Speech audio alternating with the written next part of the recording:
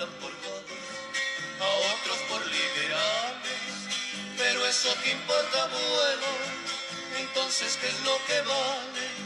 Mis taitas eran tan buenos, a nadie le hicieron males, solo una cosa comprendo, que ante Dios somos iguales.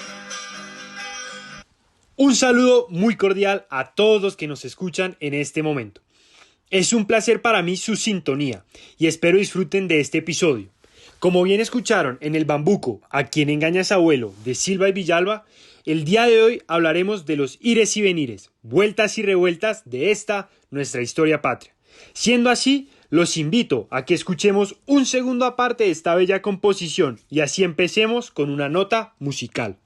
Aparecen en elecciones a unos que llaman caudillos y andan prometiendo escuelas y puentes donde no hay ríos, y al alma del campesino llega el color partidizo, y entonces aprende a odiar hasta quien fue su buen vecino, todo por esos malditos politiqueros de oficio.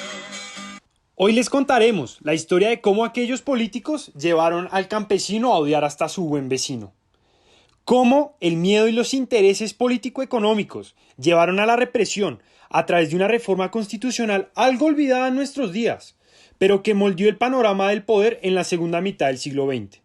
Se trata pues del Acto Legislativo 06 de 1954, por medio del cual se prohibió toda actividad política del comunismo internacional en nuestro país. Para este propósito nos adentraremos a presentar el contexto que se vivía en la nación colombiana desde finales del siglo XIX hasta radicado el acto legislativo.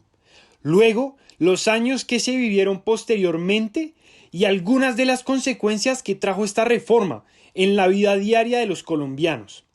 Es además un honor para mí presentarles una invitada muy especial, la cual nos permitirá tener una idea más clara de la sociedad colombiana a fines del siglo XIX y a lo largo del siglo XX, sus extremismos e ideas radicales, que a veces pareciera un mal que hemos vivido únicamente en los últimos años.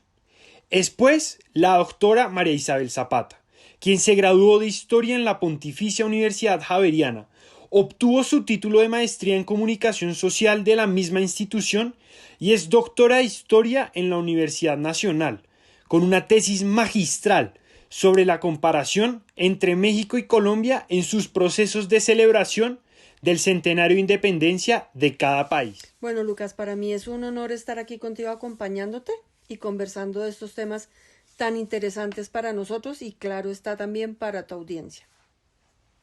Muchísimas gracias, doctora María Isabel, por recibirnos la invitación y empecemos pues contando esta historia de cómo se prohibió el comunismo en Colombia, cuáles fueron sus razones, cuáles fueron sus consecuencias.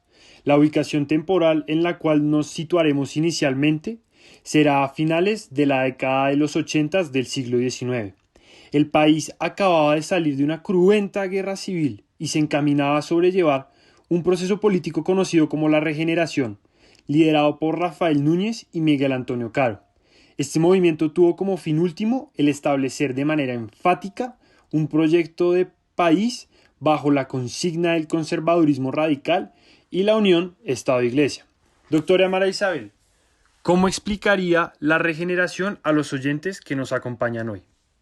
Bueno, la regeneración fue un proceso a partir del cual se trató de mantener en dos facciones de los partidos tradicionales colombianos el poder. Pero lo hicieron de una manera que, al contrario de lo que se buscaba, que era acabar con la violencia, que era acabar con ese enfrentamiento acérrimo que se había dado durante todo el siglo XIX, pues se hizo desde una vía que no era factible, porque fue una vía completamente excluyente y lo único que hizo fue prolongar precisamente el conflicto, que era lo que se quería como que atajar más o menos. ¿Qué fue lo que sucedió? No todos los conservadores estuvieron incluidos dentro de esa solución de la Constitución del 86 que buscaba precisamente era buscar esa regeneración económica, esa regeneración social que había estado dejada de lado durante todo el siglo XIX. Personajes como el antioqueño Carlos Martínez Silva, como los caucanos, Julio Arboleda, etcétera, etcétera, pero grandes liberales de la talla de Rafael Uribe Uribe estuvieron excluidos de ese proceso, y eso hizo que esa violencia que se quería erradicar en pos de la economía, pues no se erradicara, sino que se perpetuara y se mantuviera en el tránsito entre el siglo XIX y el siglo XX.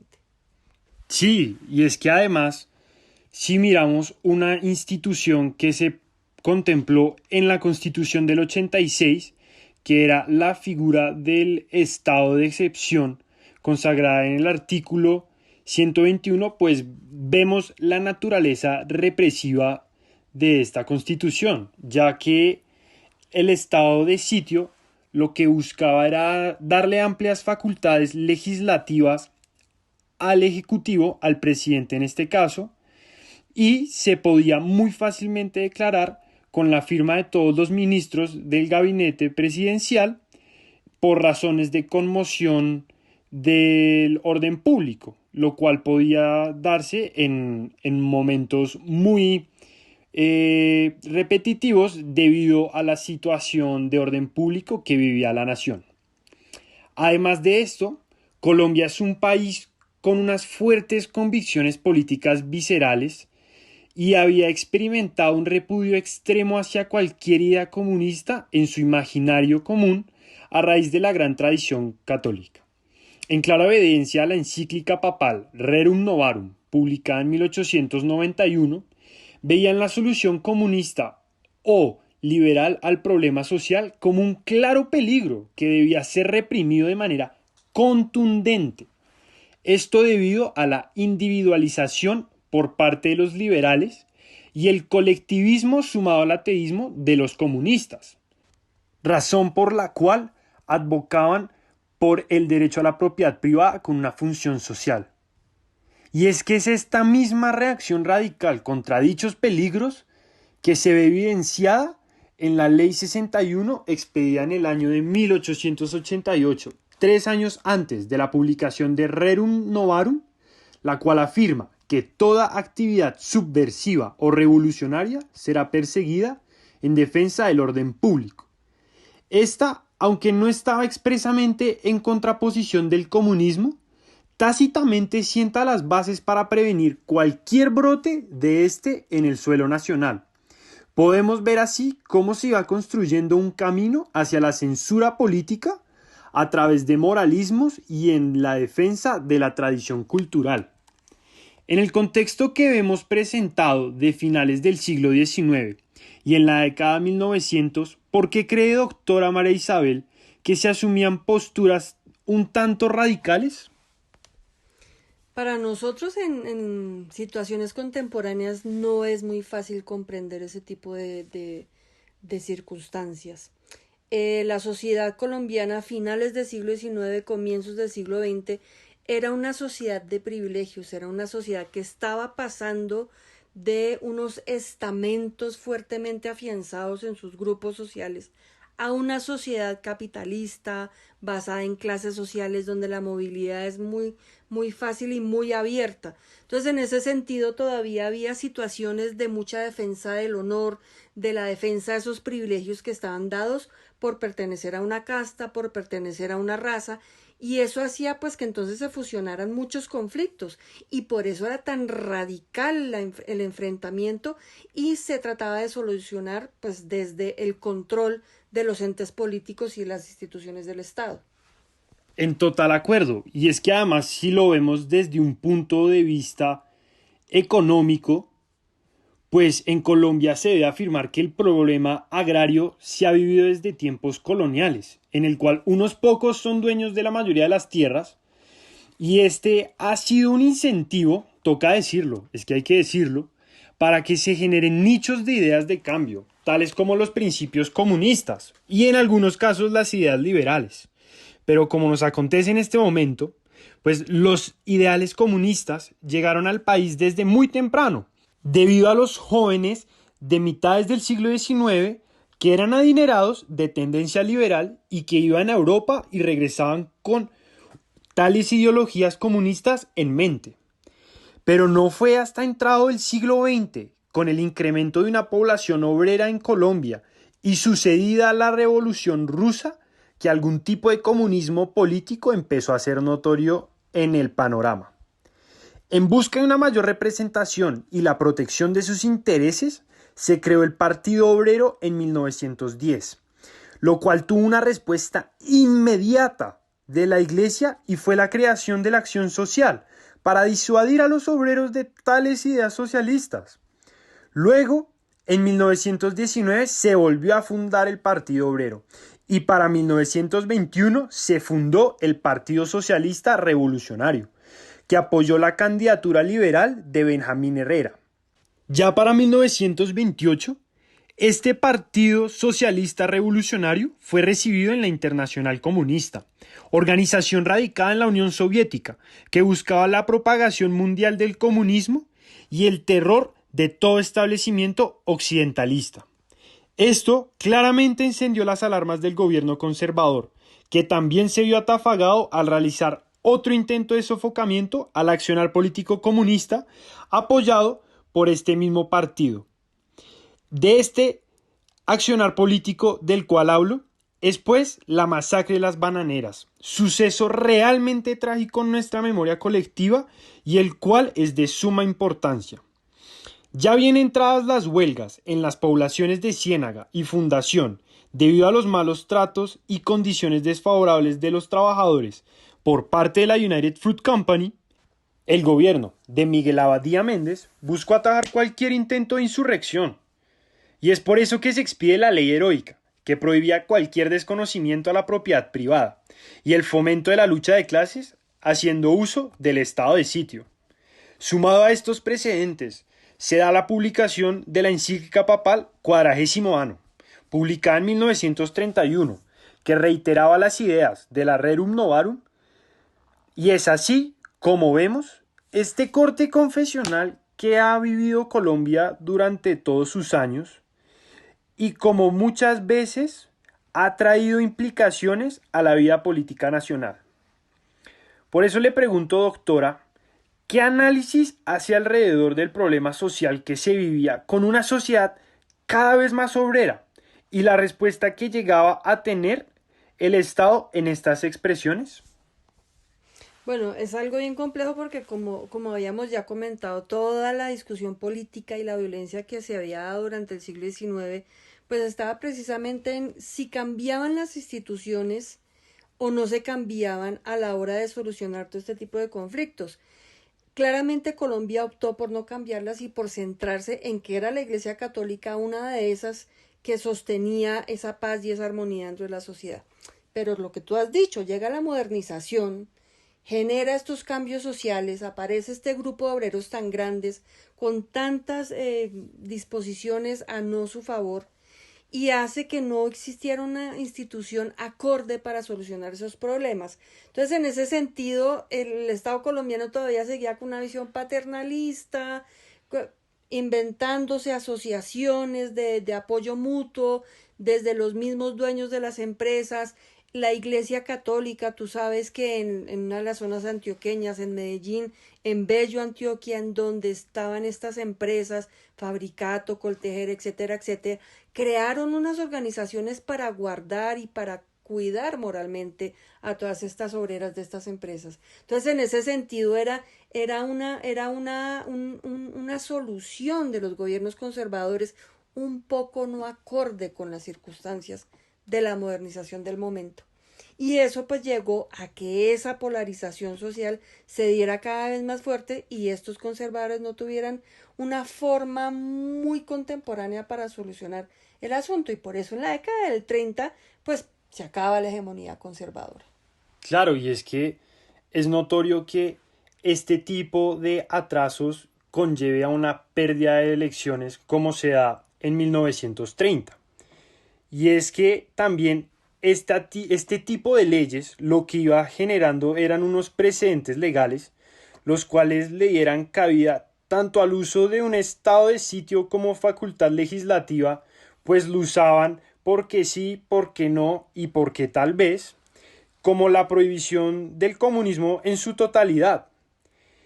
Y durante este periodo de la República Liberal, pues se vieron mitigadas las acciones del comunismo, pues estos sectores de la población se veían en cierta medida representados por el gobierno, quien en caso de huelga siempre buscaba resolver a favor de quienes protestaban. Doctora María Isabel, ¿vería usted la República Liberal, y claro está que en el contexto de la República Liberal sea el proyecto gaitanista, ¿vería usted esto como un empoderamiento popular?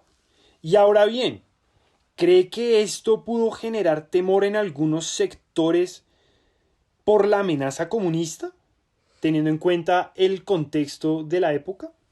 Claro, evidentemente la historiografía colombiana ha ido avanzando bastante en no tratar de ir etiquetando las cosas y hemos visto que la historia se ve cada vez mucho más compleja.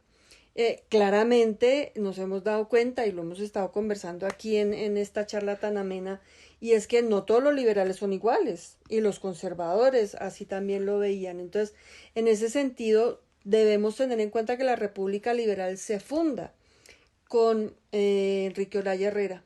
Y Enrique Olaya Herrera era uno de esos, en su juventud, de los liberales mucho más moderados que había entrado dentro de esa negociación con cierto tipo de conservadores en la Unión Republicana en 1910. Entonces, Enrique Olaya Herrera era bien visto tanto por liberales como conservadores.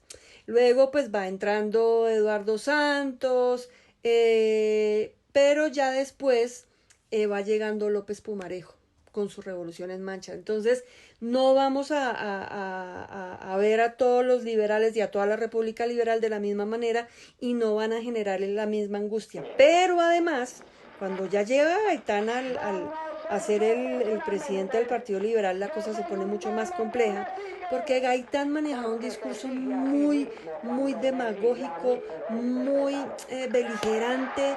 No solamente eran liberales contra conservadores dentro de su discurso, sino que también estaban las oligarquías contra el pueblo, tanto liberales como conservadores. Tanto así que acuérdate que algunos de los liberales del mismo partido se autoexilian del país, pensando en Santos. Santos sale del país porque no soporta que Gaitán llegue a la presidencia y que tome las banderas del partido. Eso era muy duro para ciertos sectores del liberalismo. Entonces, obviamente Gaitán no solamente va a ser alguien difícil para los conservadores, sino muy difícil también para los liberales. Claro, y es que es esta misma resquebrajamiento que se da en el Partido Liberal que en las elecciones del 46, pues efectivamente les cobra la elección y la gana Mariano Ospina Pérez.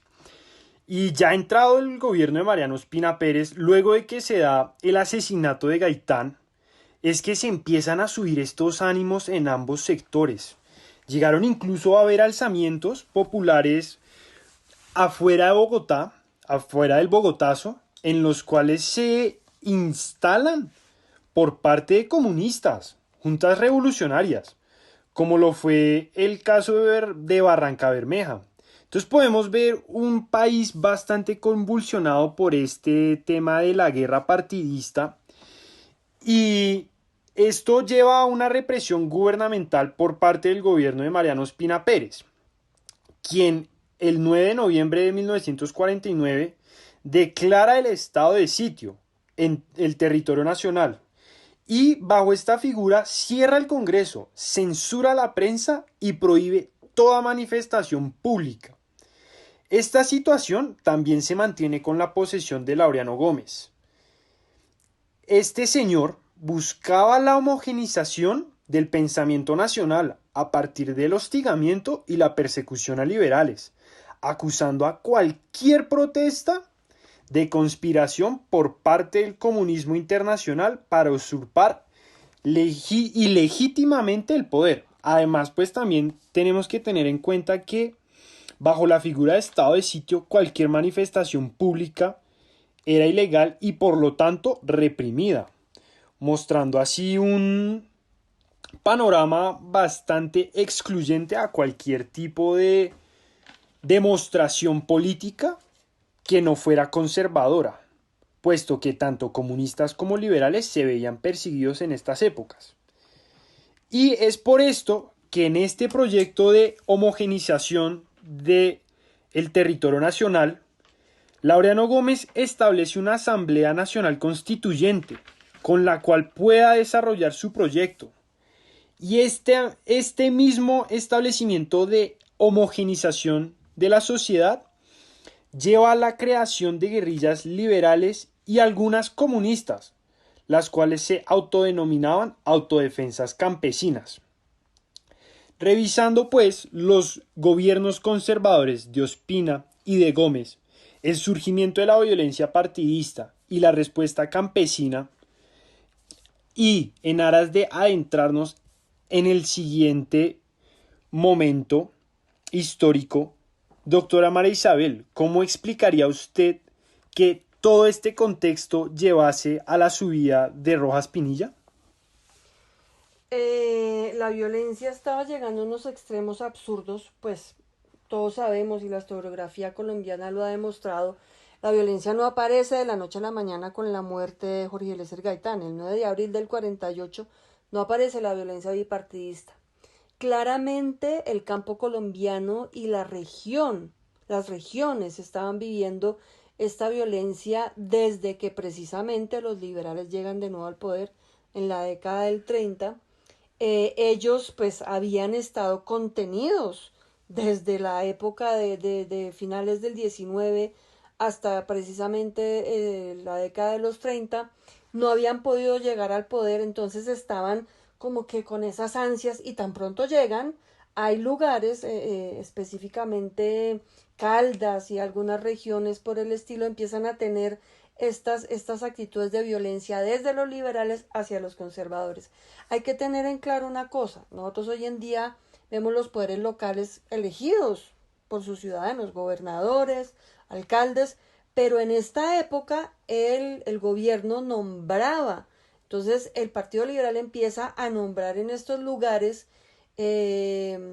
sus seguidores y empiezan a enfrentarse a una población conservadora. Empieza a haber violencia entre liberales y conservadores en el campo desde la década del 30. Cuando ya llega Rojas Pinilla al poder o cuando ya empieza a verse como una solución, esa violencia ya estaba en las ciudades, esa viencia ya estaba cada vez más cerca a toda la población y en ese sentido fue que se vieron obligados, vieron como algo necesario y como una solución el ascenso de Rojas Pinilla al poder. Hemos hecho precisamente en esta conversación un recorrido amplísimo por la historia del país, porque Rojas Pinilla no fue alguien que llegara al poder porque ese era su deseo, sino fue de alguna otra manera algo que apareció por el camino y tuvieron que subir. Además hay otra situación supremamente importante, que es la Guerra Fría. Aquí el peligro era absoluto y ese era uno de los grandes temores.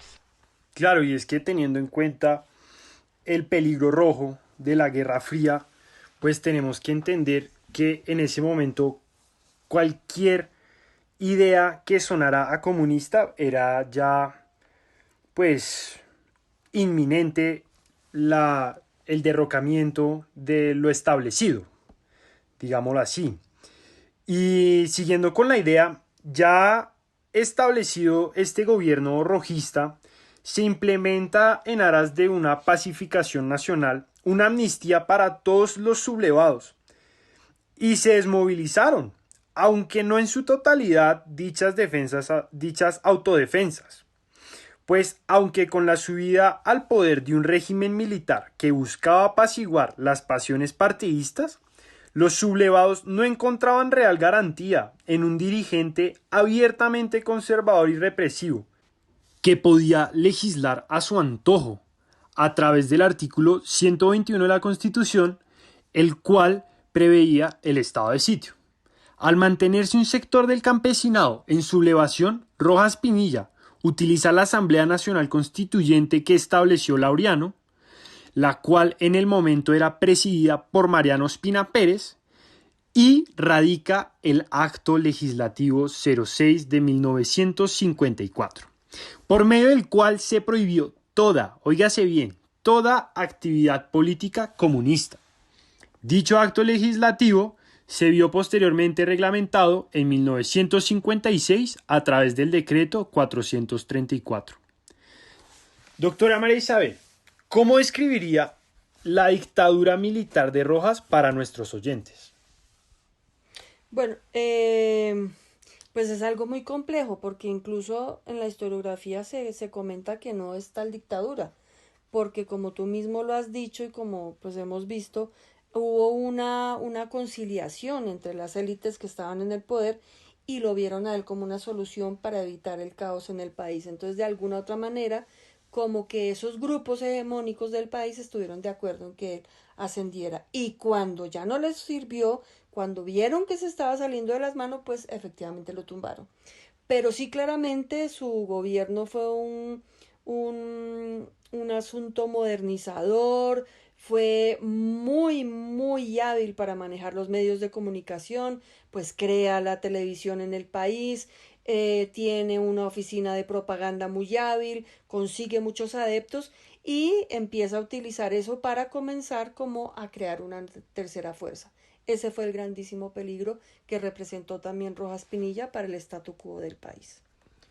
Buenísimo. Y es que además ya con esta reglamentación del acto legislativo 06 de 1954 se daba una persecución abierta a los campesinos liberales que fuesen tildados comunistas y pues de paso se perseguían a quienes verdaderamente fuesen comunistas y esto ya iba abriendo la puerta a un enfrentamiento abierto. Este enfrentamiento abierto fue declarado entre aquellos que veían en el Estado un agresor y un agente opresor de persecución, y aquellos que veían en el comunismo una amenaza a la libertad. Esta represión a sectores de la sociedad, como la izquierda política, llevó a un escalamiento de hostilidades en el periodo histórico conocido como la violencia, el cual se prolongó hasta 1958. Luego ya derrocado Rojas Pinilla e instituido el Frente Nacional, que fue un acuerdo bipartidista, se vivió un ambiente de mayor exclusión y muchísima mayor persecución a cualquiera que tuviera algún tinte comunista. Esto fue así, pues el llamado proceso de unidad nacional entre los partidos de oposición consistió en hegemonizar al Estado durante el periodo de 1958 a 1974, tiempo que duró el acuerdo, el cual, entre otras cosas, tenía como fin el reparto igualitario de los puestos burocráticos, el nombramiento de funcionarios al servicio de la coalición y la paridad de 2 gobiernos para cada partido, así como la exclusión de cualquier otra forma de ideología distinta a la acordada por las élites de ambos sectores. Es tal exclusión del Frente Nacional y la persecución a los sectores comunistas o presuntamente comunistas lo que desemboca en el bandolerismo y posteriormente la creación de guerrillas comunistas, las cuales, al ver cerrada cualquier posibilidad de un proyecto político, deciden buscar derrocar pues el establecimiento político del momento. Por eso mismo, desde un punto de vista profesional, histórico, ¿qué análisis haría del surgimiento de estos grupos al margen de la ley con carácter revolucionario y la prohibición del comunismo? Estos grupos al margen de la ley son el resultado, como tú lo acabas de decir, tanto de esa persecución, de esa imposibilidad del surgimiento de una tercera fuerza, como también de la incapacidad de esos líderes políticos por generar unos nuevos espacios para la inclusión de los grupos campesinos en esa economía moderna que empieza a surgir en el siglo XX en Colombia. Bueno, y es cierto que esto influyó de manera estructural en el desarrollo de nuestro conflicto armado y la lucha en contra del comunismo a finales del siglo XX. Pues, como lo hemos dicho a lo largo de esta charla, en todo momento que se daba algún tipo de persecución o exclusión, la respuesta inmediata era la radicalización y una vía armada de hecho. Dicho esto, y en una nota un poco esperanzadora y positiva, debo resaltar que poco a poco hemos logrado dejar atrás este ideal represivo por uno más incluyente, como la Carta Política de 1991, la cual en su artículo 13 consagra la libertad de opinión política. Además, para el año 2018 se declaró inconstitucional una ley de 1920 que prohibía la entrada al país de comunistas y anarquistas. Imagínense, hasta 2018 y seguía aún vigente dicha ley. Esto pues ha abierto el diálogo en el cual lo primordial no sea la imposición de una opinión, sino el derecho a tener una propia. Y eso es lo bonito, una sociedad en la cual lo importante no sea qué tan capaz eres de defender tu posición, sino tu empeño por respetar y tolerar la del otro. Pues en el reconocimiento de los demás está la clave a una sociedad inclusiva. Es así como nos despedimos y les agradecemos su sintonía. Doctora María Isabel, muchas gracias por acompañarnos y charlar con nosotros en este agradable rato. No, muchas gracias a ti, Lucas, por recordarnos todos esos procesos y lo que hemos avanzado en nuestra sociedad. Siendo así, los dejamos con una nota de jovialidad y alegría para todos. Un muy buen día.